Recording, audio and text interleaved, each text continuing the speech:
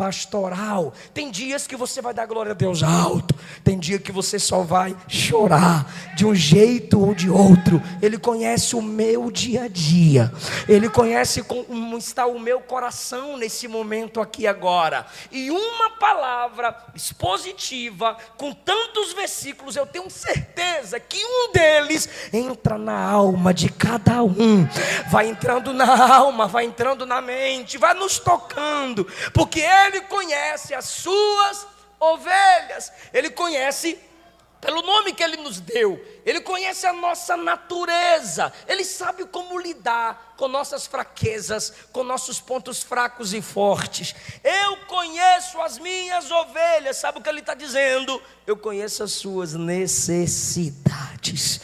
Evangelho segundo escreveu João no capítulo 10.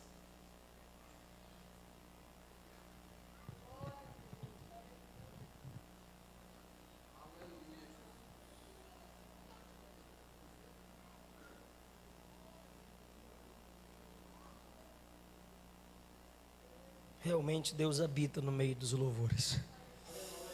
Como o nosso coração aquece quando uma música é bem cantada, bem tocada e Cristo é glorificado.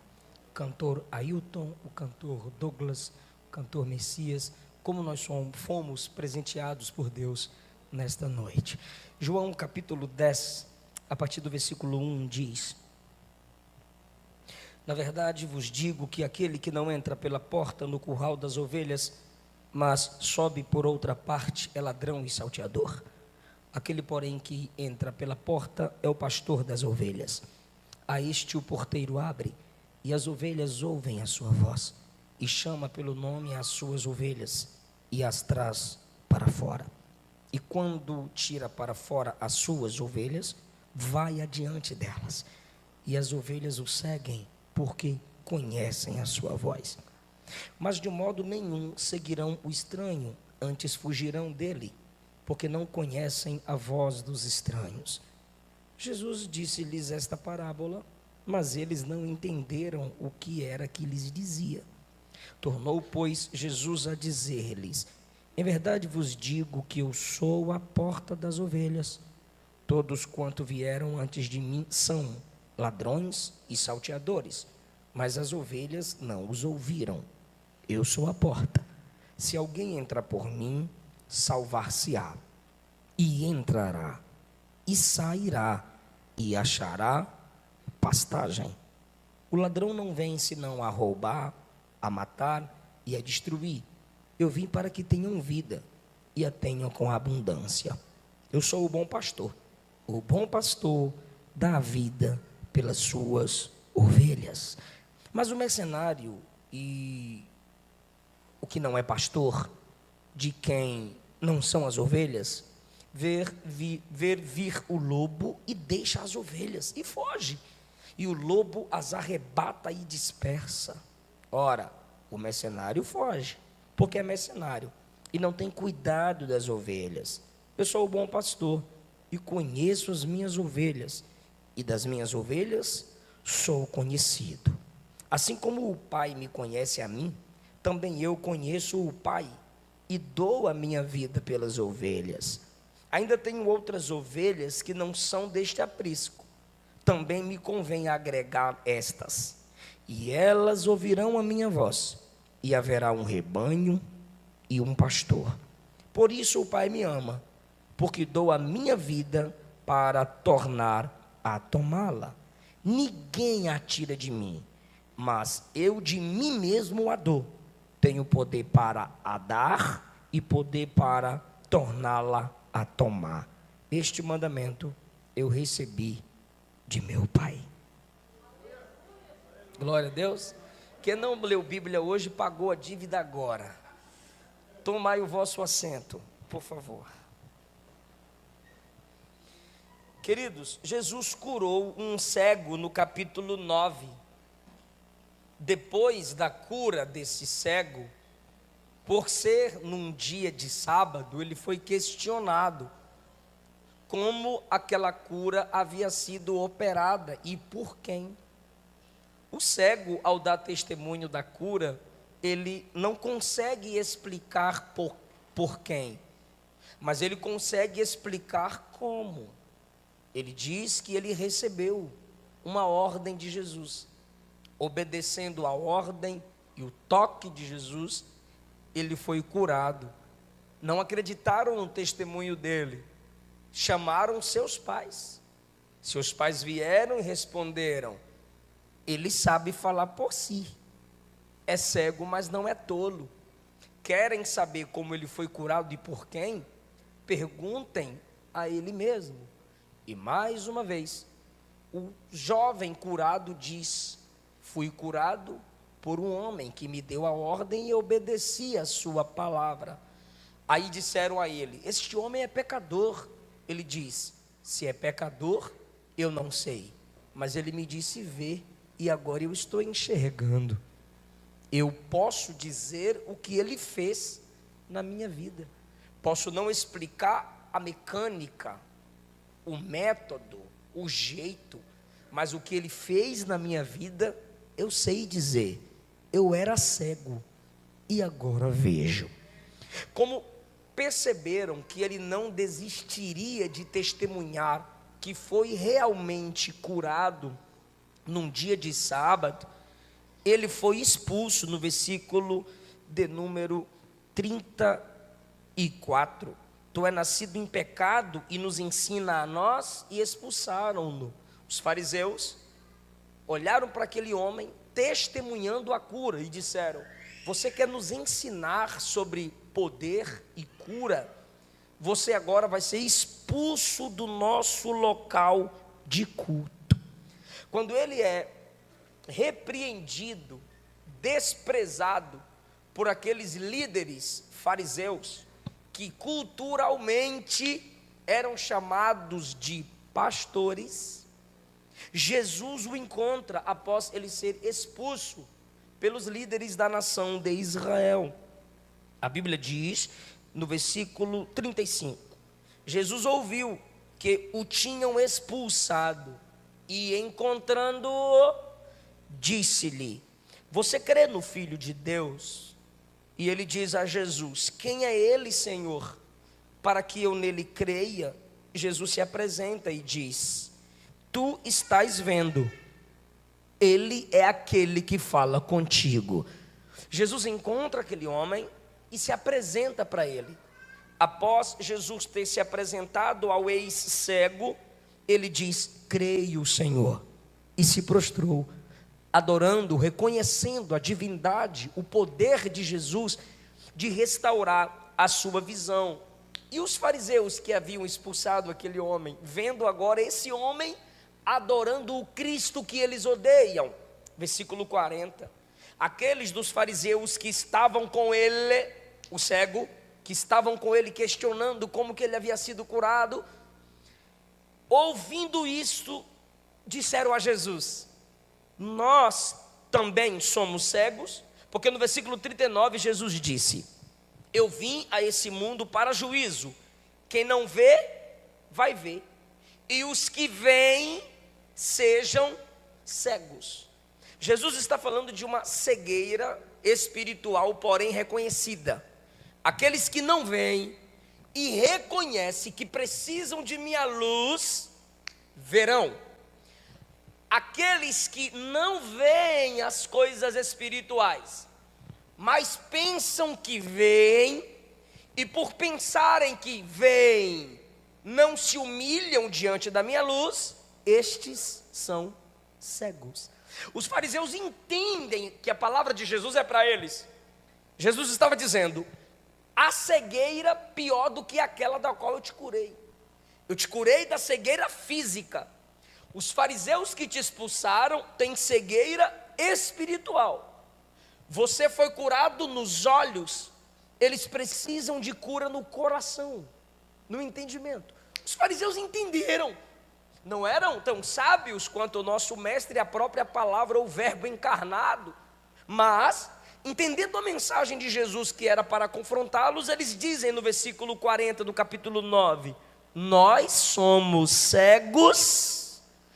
Olha a expertise nas palavras de Jesus no versículo 41, Disse-lhe Jesus: se fosseis cego, não teríeis pecado. Se vocês fossem cegos fisicamente, não teríeis pecado. De que pecado Jesus está falando? O orgulho de pensar que não precisa dele. E ele continua: mas como agora vocês dizem que veem, por isso o vosso pecado permanece. O que Jesus está dizendo no mundo espiritual, ou para os homens que se sentem espirituais, é: vocês são cegos espiritualmente, precisam aprender com esse homem que tinha uma cegueira física. Tendo ele uma cegueira física, reconheceu que era cego e recebeu a minha cura. Tendo vocês uma cegueira espiritual, não reconhecem que são cegos espirituais, por isso não vão receber a minha cura. Por isso vocês são cegos. Jesus já decretou juízo sobre eles. O problema não é a cegueira. O problema não é a falta de discernimento do evangelho. O problema não é ser caído, miserável, pobre, cego e nu, porque aqui todo mundo é. O maior problema é não reconhecer isto. Por que a maioria das pregações antropocêntricas estão tirando a palavra salvação, cruz, inferno, céu e Cristo do centro? Porque se fôssemos pregar sobre isso, mostraríamos aos homens que eles são perdidos, caídos, inimigos de Deus. E os homens não querem ouvir isso. Como os homens não querem ouvir que são pecadores por natureza, inimigos de Deus, como falar-lhes sobre salvação? Como é que você vai chegar para alguém e dizer Jesus é o Salvador? Ele vai dizer: Salvador de quê? E você tem que dizer: Salvador porque você é perdido, você nasceu em pecado, sua natureza é inimiga de Deus.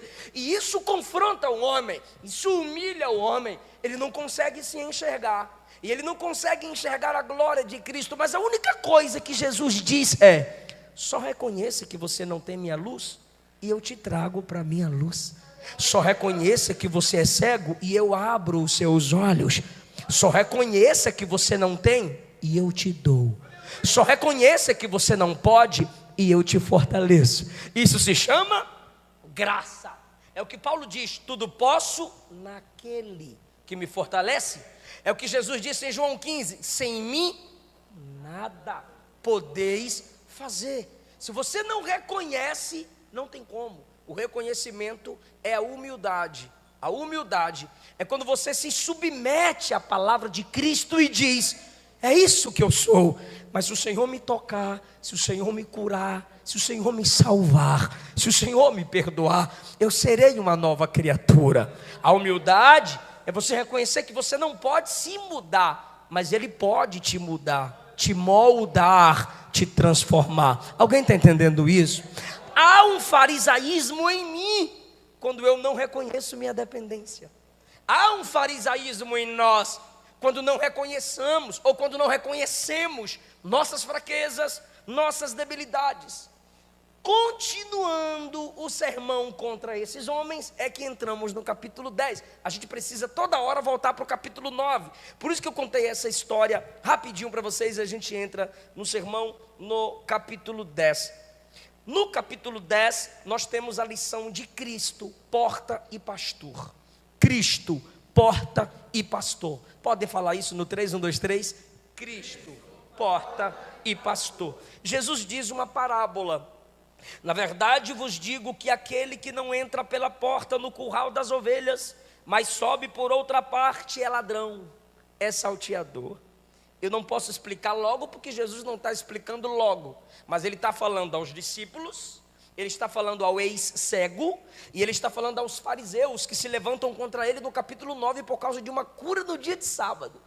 E Jesus está dizendo: quem entra no curral e não passa pela porta, mas passa por outra parte, é ladrão e salteador. Aquele, porém, que entra pela porta é o pastor das ovelhas. A este o porteiro abre, as ovelhas ouvem sua voz, ele as chama pelo nome e as traz para fora.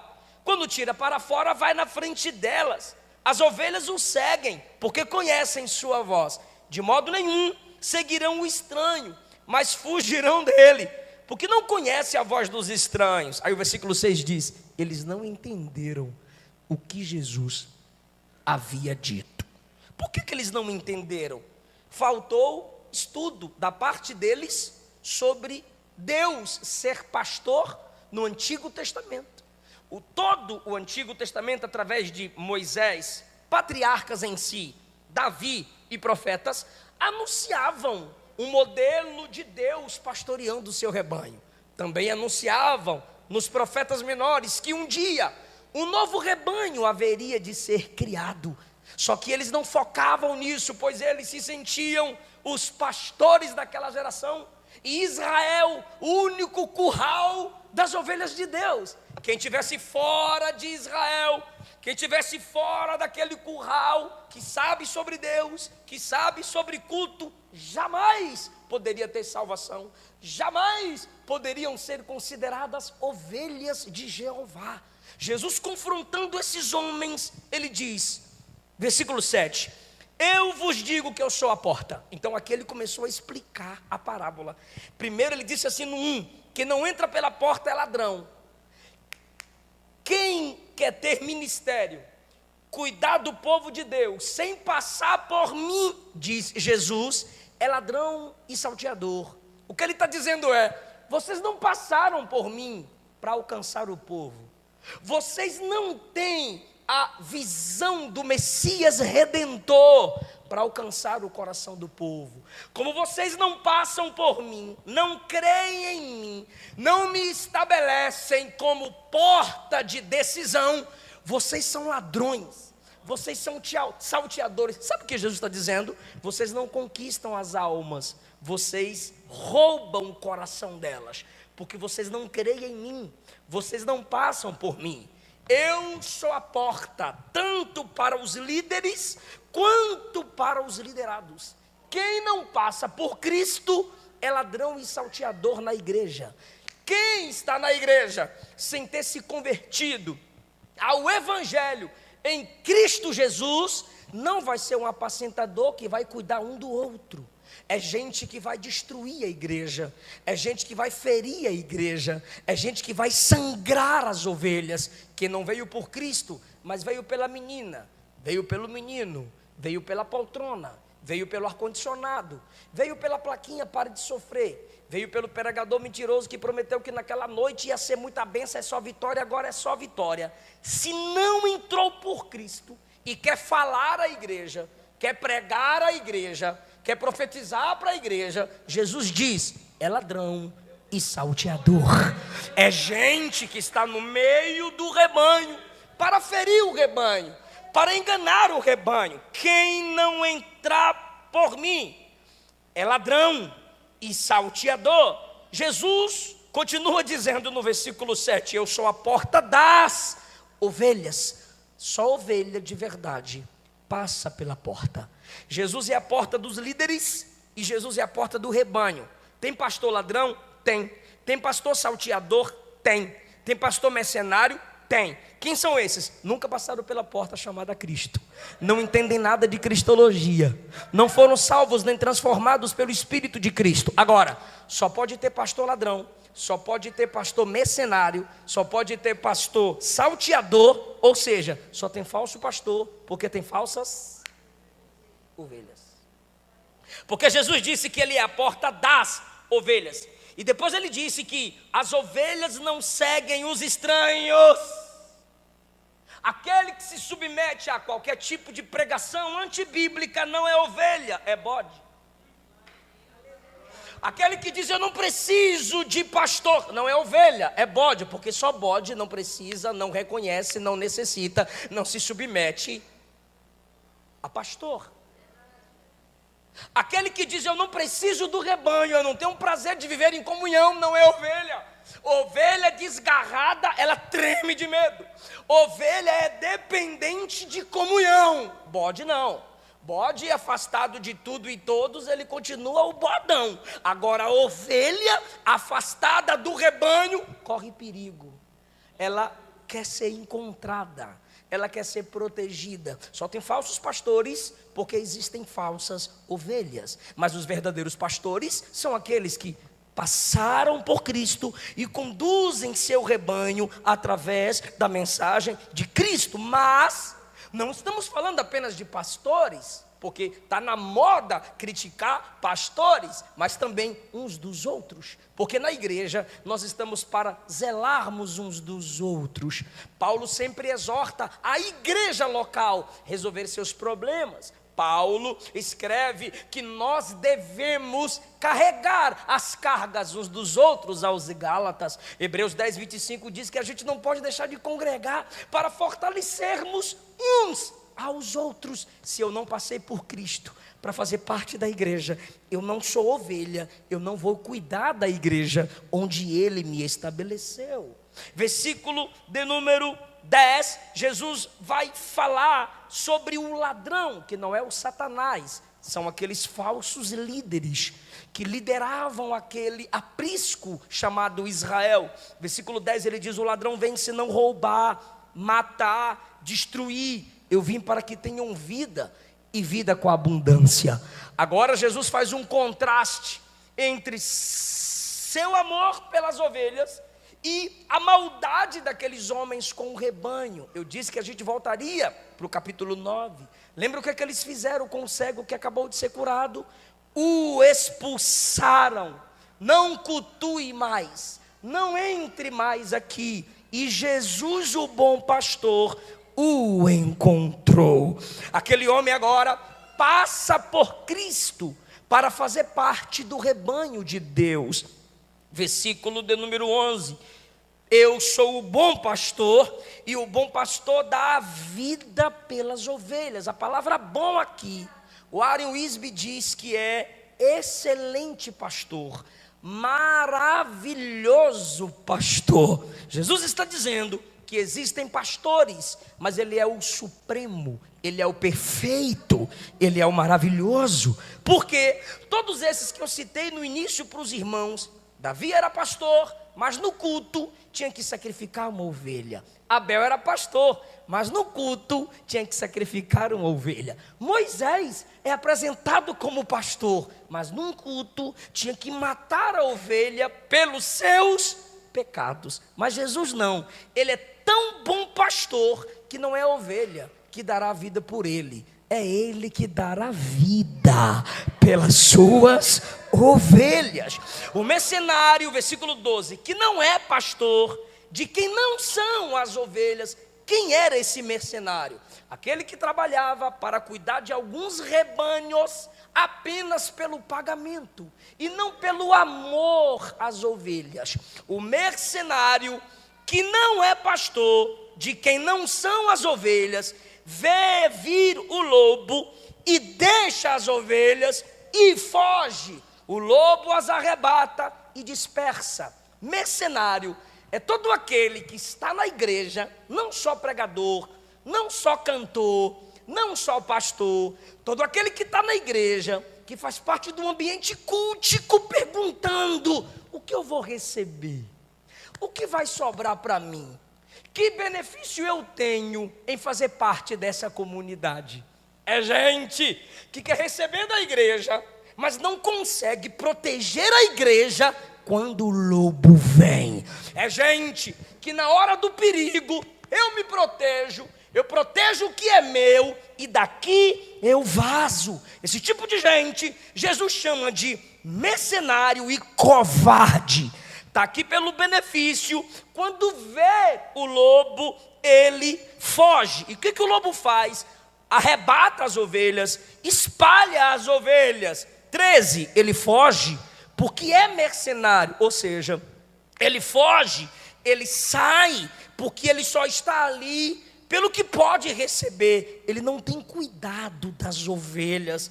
Mas, versículo 14, eu sou o bom pastor, eu conheço as minhas ovelhas. Jesus está dizendo que ele não é como os homens fariseus, que não conheciam as pessoas.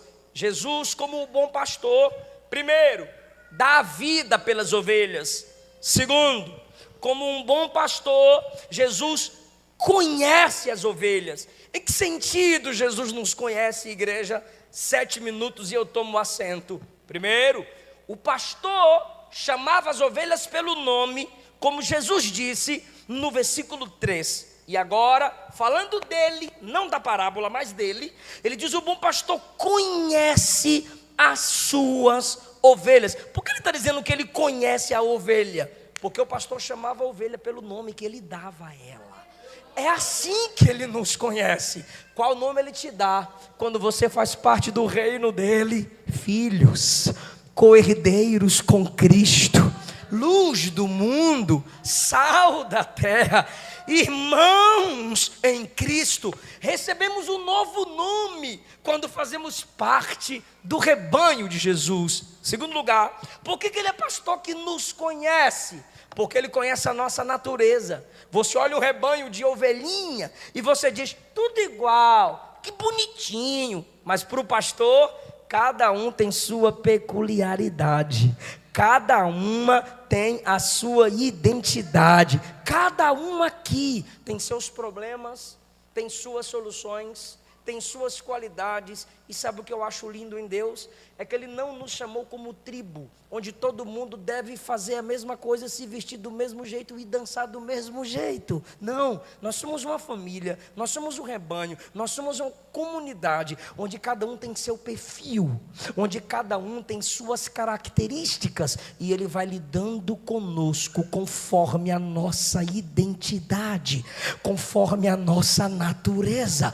Alguns pregam como eu, com a voz audível, de um modo fervoroso. Outros pregam com pedestal. Eu também gosto de pregar com pedestal. Alguns cantam como o irmão Ailton, outros cantam como o Douglas, outros como o Messias. E a igreja, há dias que você precisa de uma palavra teológica, tem dias que você precisa de uma palavra pastoral, tem dias que você vai dar glória a Deus alto, tem dia que você só vai chorar, de um jeito ou de outro. Ele conhece o meu dia a dia, Ele conhece como está o meu coração nesse momento aqui agora. E uma palavra expositiva, com tantos versículos, eu tenho certeza que um deles entra na alma de cada um, vai entrando na alma, vai entrando na mente, vai nos tocando, porque Ele conhece as suas ovelhas. Ele conhece pelo nome que Ele nos deu,